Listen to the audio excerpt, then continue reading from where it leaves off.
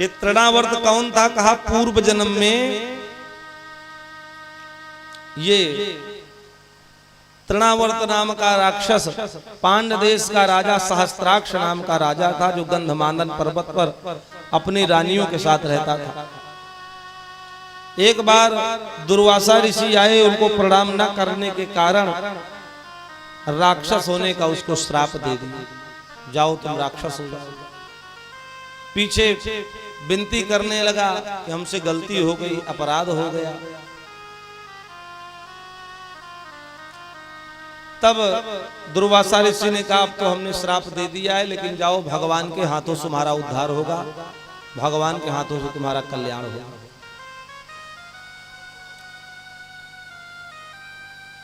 तो भगवान ने तृणावर्त जैसे राक्षस का उद्धार किया, शक्टासुर का उद्धार किया।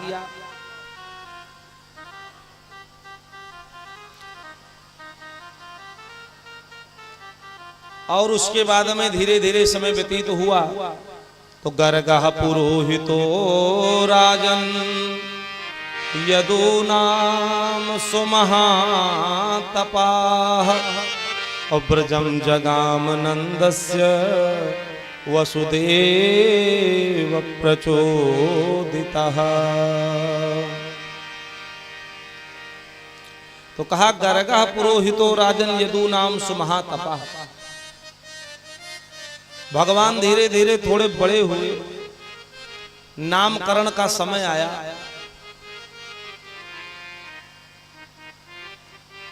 तो कंस ने सारे आचार्य सारे पुरोहितों के ऊपर रोक लगा दी थी।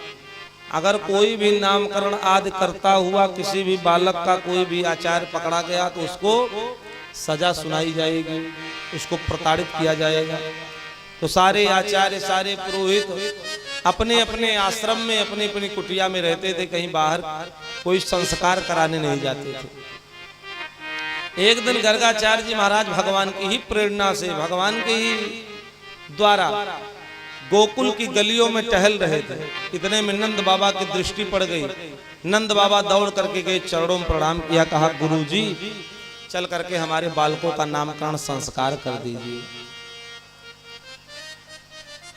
तो गर्गाचार्य जी महाराज ने कहा आप तो जानते हो कंस कितना दुष्ट है, और अगर वो कहीं जान पाएगा, कहीं उसको जानकारी होगी तो हमको भी प्रताड़ित करेगा, हमको भी परेशान करेगा, इसलिए महाराज हमको नामकरण संस्कार करने के लिए मत ले चलिए। और गर्गाचार्य जी तो सब जान ही रहे थे कि भगवान अवतार लेकर के आए हैं और नामकरण हम ही को करना है, लेकिन ऊपरी भाव से ऐसा व्यक्त कर रहे थे। तो नंद बाबा ने कहा गुरुजी आप चलिए और किसी को कोई सूचना पता नहीं चलेगी, हम गौशाले में सारी व्यवस्था करेंगे, कहीं कोई जान ही नहीं पाएगा। तो गर्गाचार्य जी महाराज बड़े प्रसन्न हुए, कहा चलिए। आए, गौशाले में सारी व्यवस्था हुई, पूजन सामग्री एकत्रित की गई, सुंदर आसन लगाया गया। गर्गाचार्य जी महाराज बैठे, नंद बाबा से कहा बाबा जाओ और जा करके माताओं से कहो कि अपने अपने बालकों को लेकर के आवे। गर्गाचार्य जी महाराज का आदेश हुआ, नंद बाबा गए और जा करके यशोदा मैया और ओढ़ी मैया से कहा अपने अपने बालकों को लेकर के चलिए और नामकरण संस्कार गुरुजी बैठे हैं करेंगे। तो रास्ते में दोनों ने अपने बालकों की अदला बदली कर ली है देखने के लिए, चलो देखते महात्मा जी विद्वान है कि नहीं, ज्योतिषी है कि नहीं। और जब पूजन स्थल पर आकर के दोनों माताएं बैठी तो गर्गाचार्य जी महाराज ने पूजन आदि कराने के बाद कहा कि हे माताओं, पहले अपने अपने बालकों को अपनी अपनी गोदी में ले लो, उसके बाद में हम नामकरण संस्कार करेंगे। जब दोनों ने अपनी गोदी में जो अदला बदली करके बालकों को ली थी, जब स्वयं गर्गाचार्य जी महाराज ने कहा तो सकुचा गई और अपने अपने बालकों को अपनी अपनी गोद में लिया। तो जो रोहिणी मैया की गोद में जो बालक था, जब उसका नामकरण संस्कार गर्गाचार्य जी महाराज करने लगे तो कहते हैं इनका नाम, एक नाम तो इनका बलराम होगा। बलम अधिक, बलों में अधिक होंगे, बलम अधिक मश्येत, इसलिए बल। और राम कहा कि रमयत सर्वान आनंदतीति राम, जो सब में रमण करके सबको आनंद प्रदान करेंगे, इसलिए इनका नाम, एक नाम इनका होगा बलराम, और दूसरा नाम है इनका रोहिणी, और तीसरा नाम इनका है संकर्षण माने मिलाने वाला। 3 नाम बलराम जी के हैं। और उसके बाद में भगवान श्री कृष्ण को जब यशोदा मैया की गोद में गर्गाचार्य जी महाराज ने देखा तो कहा कि इनके नाम अनेक अनुपा, और मैं न कहूं स्वमति अनुरूपा। वैसे तो इनके नाम अनेकों हैं, लेकिन मैं अपनी मति और गति के अनुसार इनका नामकरण संस्कार कर रहा हूं। इनका एक नाम है कृष्ण, कर्षतीत कृष्ण, जो जीवों को अपनी ओर आकर्षित कर लेंगे, अपनी ओर खींच लेंगे, इसलिए इनका नाम है कृष्ण। और भगवान के स्वरूप में बड़ा आकर्षण है बंधुओं माताओं। जब भगवान पीला पीतांबर पहन करके, गले में बैजंती माला, कान में कुंडल, माथे पर तिलक, मोर मुकुट और अधरों पर बंसी रख करके यमुना किनारे कदम्ब के वृक्ष के नीचे उसका सहारा लेकर के जब अधरों पर बंसी रख करके भगवान बजाते हैं तो गोपियां भी अपने आप को नहीं रोक पाती, दौड़ी भागी हजारों गोपियां रात्रि में 12 बजे भगवान श्री कृष्ण के चरण कमलों में पहुंच जाती हैं, शरद पूर्णिमा की रात्रि। तो भगवान के स्वरूप में बड़ा आकर्षण है। भगवान की मोहिनी मूरत को, भगवान की सामली सूरत को जो देखता है वो भगवान का ही हो जाता है। इसलिए बड़ी प्राचीन कथा है। मीराबाई एक बार बांके बिहारी मंदिर वृंदावन में दर्शन करने गई ठाकुर जी का, तो भगवान के सामने खड़ी होकर के टकटकी लगा करके भगवान श्री कृष्ण को देखने लगी। घंटों देखती रही और जब वहां से चलने लगी तो भगवान ही मंदिर से निकल आए और मीराबाई के साथ में चलने लगे। तो मंदिर के जो आचार्य थे, मंदिर के जो पुजारी जी थे, वो सब दौड़े भागे आए और मीराबाई से कहा कि हे देवी,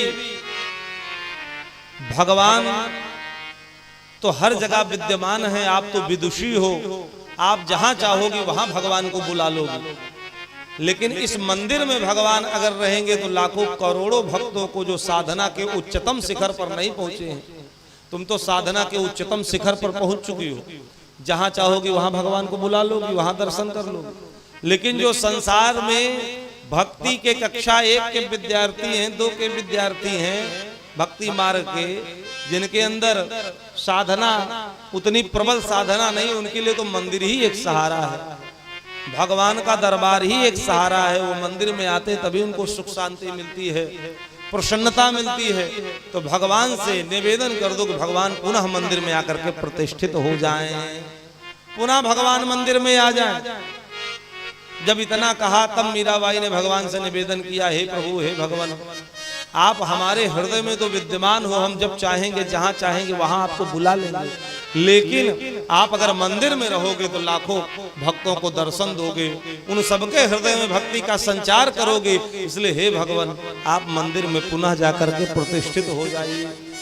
जब इतना कहा तब भगवान जाकर के पुनः गर्भगृह में प्रतिष्ठित हो गए।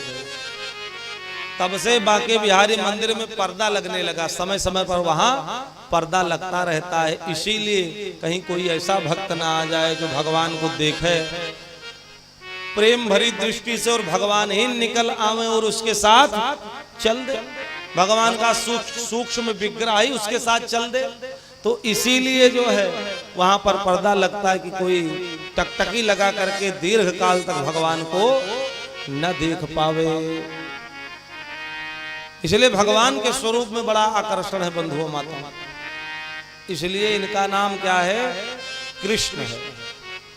जो आनंद सिंधु सुख राशि, ये आनंद के समुद्र हैं, और ये भजन भगवान की कथा ये उस आनंद के समुद्र की एक बूंद मात्र है। जैसे कोई आनंद के समुद्र में एक सिक्का डाल दे और उसको निकाले और छींटा मारे, तो जो छींटे से जो बूंद निकलती है ये उतना ही ये भगवान का सत्संग, कथा, भजन, कीर्तन जो आनंद को प्राप्त करते हैं जीव इस भगवान की कथा में, समझो आनंद के समुद्र का एक बूंद मात्र ये है। और जिसको आनंद का समुद्र ही मिल जाए उसकी प्रसन्नता का कौन ठिकाना, उनकी प्रसन्नता का वर्णन कौन कर सकता है। इसलिए भगवान बड़े ही आकर्षित करने वाले। तो गर्गाचार्य जी महाराज ने नामकरण संस्कार किया बड़ी विधि विधान से, और नंद बाबा ने खूब द्रव्य दक्षिणा आदि दे करके गर्गाचार्य जी महाराज को विदा किया। धीरे धीरे भगवान घुटने के बल चलने लगे। कालेन ब्रजताल्पेन गोकुलो राम केशवो जानुभ्याम सह पाणिभ्याम रिंगमाणव्यजायतु।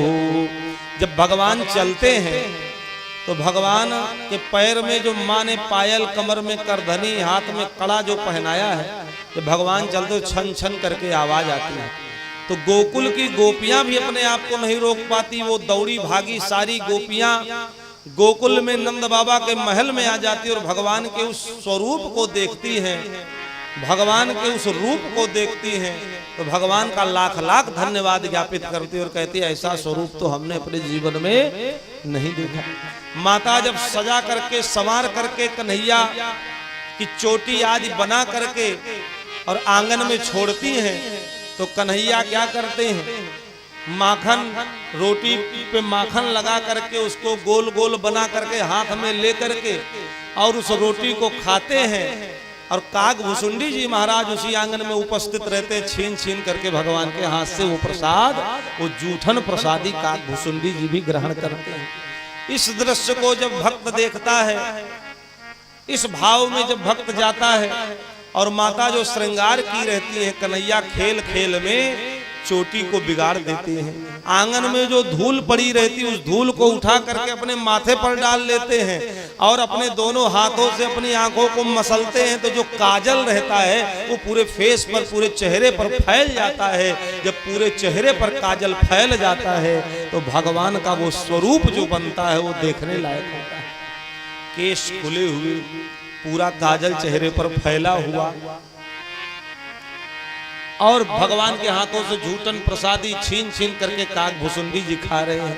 इस दृश्य को जब भक्त ने देखा तो अपनी कविता के माध्यम से लिख दिया कि भगवान कैसे दिखाई दे रहे हैं। कहा धूल भरे यति शोभित श्याम जी, और तैसी बनी सिर सुंदर चोटी, और खेलत खात फिरे अंगना, पग पैजनी बाजत पीर कछोटी।